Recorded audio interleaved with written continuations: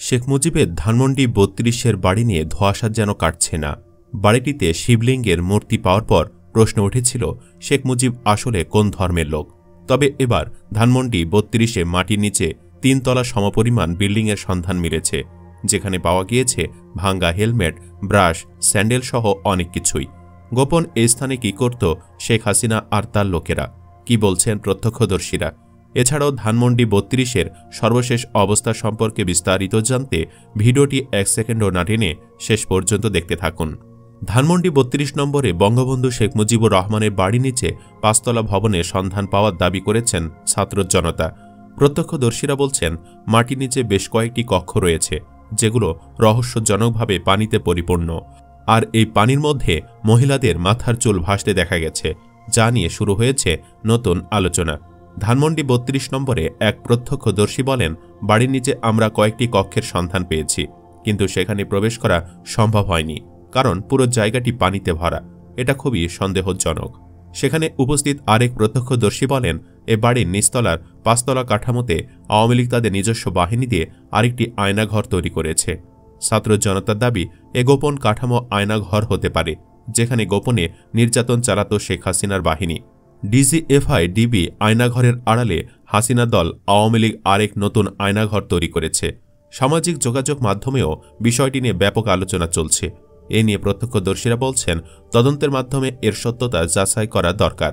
কেউ কেউ বলছেন, অবশ্যই ৩২-এর আন্ডারগ্রাউন্ডে ফরেন্সিক প্রফেশনাল টিম নিয়ে ঢুকতে হবে, অন্যথায় গুরুত্বপূর্ণ আলামত নষ্ট হবে। এটা অত্যন্ত গুরুত্বপূর্ণ একটা আলামত। এর রহস্য উদ্ঘাটন করা গেলে অনেক রহস্যের সমাধান হবে। একই সাথে আওয়ামী লীগের চূড়ান্ত কবর রচিত হবে এখানেই, যদি আমরা সকলেই যা সন্দেহ করছি তা প্রমাণ করা যায়। কেউ কেউ আবার বলছেন, পানিতে ভরপুর হয়তো কুমির ছিল এবং মানুষ মেরে ওখানেই দিয়ে দিত। প্রত্যক্ষদর্শীদের সন্দেহ, স্বৈরাচার শেখ হাসিনা, ডিজিএফআই, পুলিশ, র্যাবসহ বিশ্বস্ত প্রশাসনের আয়নাঘরের বাহিরে দলীয় নেতাকর্মীদের দ্বারা নতুন এ আয়নাঘর তৈরি করেছে। তবে কেউ কেউ বলছেন, ফ্লোরগুলো বহুতল ভবনটির গ্যারেজ হতে পারে। এ ঘটনার একাধিক ভিডিও সামাজিক যোগাযোগ মাধ্যমে ছড়িয়ে পড়েছে। এক প্রত্যক্ষদর্শী বলেন, নির্মাণাধীন ভবনটির গ্রাউন্ড ফ্লোরের নিচে আরও ৪ থেকে ৫ তলা রয়েছে।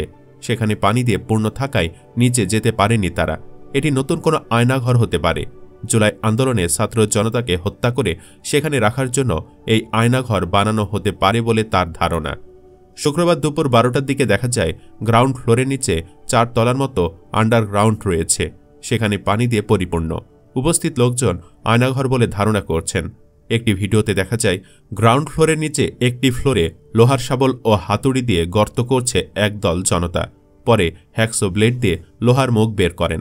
দেখা যায় ফ্লোর সহ পুরো জায়গা ঘুটঘুটে অন্ধকার। আরেকটি ভিডিওতে দেখা যায় মোবাইলের লাইট দিয়ে উকি দিয়ে গর্তের ভেতরে দেখছেন লোকজন। একটি কুকুর নিয়ে বেশ কয়েকজনকে সেখানে অনুসন্ধান করতে দেখা গেছে। অনেকে আবার বলছেন জায়গাটি ছিল গাড়ি পার্কিং এরিয়া, যদিও আসলে সেখানে কি আছে নাকি নেই তা জানতে হলে ভালো করে তদন্ত চালাতে হবে। এদিকে রাজধানীর ধানমন্ডি ৩২ নম্বর সড়কে শেখ মুজিবুর রহমানের বাড়িটি এখন ধ্বংসস্তূপ। ভাঙ্গা কংক্রিট স্ল্যাব থেকে করাত দিয়ে রড কেটে নিচ্ছেন টোকাইরা। রড কাটছেন এমন একজনকে জিজ্ঞাসা করা হয়, এত রড কি করবেন? ওই ব্যক্তি বলেন, বাজারে বিক্রি করবেন। সে টাকা দিয়ে পরিবারের সদস্যদের নিয়ে ভালো কিছু খাবেন। কি করেন জানতে চাইলে বলেন, তিনি দিনমজুর। বাড়িটির পেছনের ৬ তলা ভবনের ধ্বংসস্তূপের ভেতর থেকে লোহা লক্কর খুঁজে বের করছেন এক নারী। সেসব লোহা লক্কর তিনি সঙ্গে আনা ব্যাগের ভেতরে ঢোকান। কি করবেন জানতে চাইলে বলেন, এসব লোহা লক্কর তিনি ভাঙ্গাড়ি দোকানে বিক্রি করে দেবেন।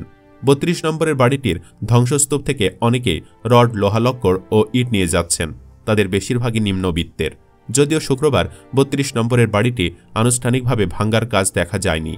গত বুধবার রাত ৮টা থেকে বৃহস্পতিবার বেলা ১১টা পর্যন্ত এক্সকাভেটর, ক্রেন ও বুলডোজার দিয়ে বাড়িটির অর্ধেকের বেশি অংশ গুড়িয়ে দেওয়া হয়েছে। সকালে ভাঙ্গা বাড়িটিতে গিয়ে দেখা যায় সেখানে উৎসুক মানুষের ভিড়। তাদের অনেকেই ভাঙ্গা বাড়ির ভেতরে ও আশেপাশে ঘুরে দেখছেন, সেলফি তুলছেন। ৩২ নম্বর সড়ক দিয়ে যারা যাচ্ছেন তাদের অনেকেই গাড়ির গতি কমিয়ে জানালা দিয়ে বাড়িটি দেখছেন।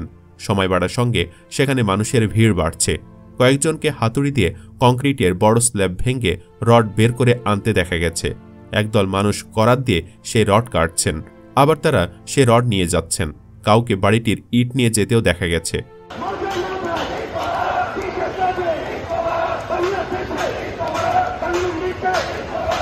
ভারতে পালিয়ে যাওয়া ক্ষমতাচ্যুত আওয়ামী লীগের সাবেক প্রধানমন্ত্রী শেখ হাসিনার বক্তৃতা প্রচারের ঘোষণাকে কেন্দ্র করে বিক্ষুব্ধ ছাত্র জনতা গত বুধবার রাতে ধানমন্ডির ওই বাড়ি ঘিরে ব্যাপক বিক্ষোভ করেন। এক পর্যায়ে বাড়িটিতে ভাঙচুর ও অগ্নিসংযোগ করা হয়। বুধবার রাতে ক্রেন এক্সকাভেটর এনে বাড়ি ভাঙার কাজ শুরু হয়। রাতে যুক্ত হয় একটি বুলডোজার। গতকাল বেলা 11টা পর্যন্ত নীল রঙের এক্সকাভেটর দিয়ে ভাঙার কাজ করা হয়। ধানমন্ডির 32 নম্বরে শেখ মুজিবুর রহমানের বাড়িতে ভাঙচুর শুরুর পর গত বুধবার রাতে খুলনার শেখ বাড়িতে ভাঙচুরের প্রথম খবর আসে। এরপর কুষ্টিয়ায় আওয়ামী লীগের কেন্দ্রীয় নেতা মাহবুবুল আলম হানিফের বাড়িতে হামলা হয়।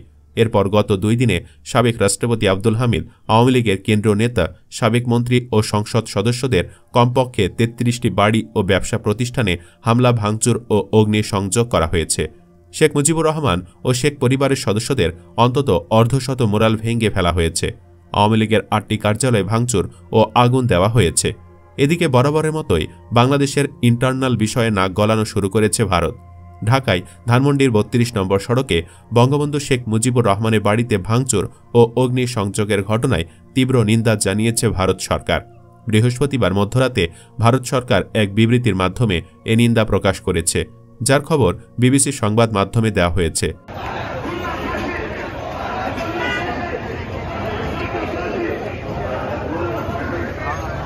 ভারতের পররাষ্ট্র মন্ত্রণালয়ের মুখপাত্র রণধীর জয়সওয়াল বলেন, শেখ মুজিবুর রহমান, যিনি দখলদার বাহিনী ও নির্যাতনের বিরুদ্ধে বাংলাদেশের মানুষের বিরচিত প্রতিরোধের মূর্ত প্রতীক ছিলেন। তার ঐতিহাসিক বাসভবনটি যেভাবে 5ই ফেব্রুয়ারি ধ্বংস করা হয়েছে তা অত্যন্ত দুর্ভাগ্যজনক। তিনি আরও বলেন, সে স্বাধীনতার সংগ্রাম, বাংলার পরিচিত ও গর্বকে লালন করেছিল। আর যারাই সে লড়াইকে মর্যাদা দেন তারাই জানেন বাংলাদেশের জাতীয় চেতনার ক্ষেত্রে এই বাসভবনটির গুরুত্ব কতটা ছিল, বলা হয় ভারতের বিবৃতিতে।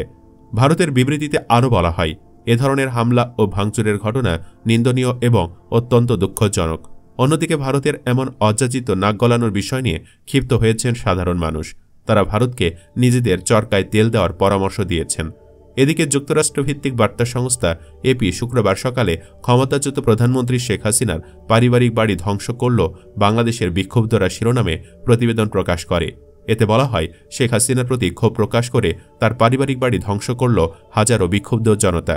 বাড়িটি একসময় দেশটির স্বাধীনতার প্রতীক হিসাবে গণ্য হতো, কিন্তু এখন আন্দোলনকারীরা মনে করছে বাড়িটি শেখ হাসিনার নেতৃত্বাধীন স্বৈর শাসনের প্রতিচ্ছবি।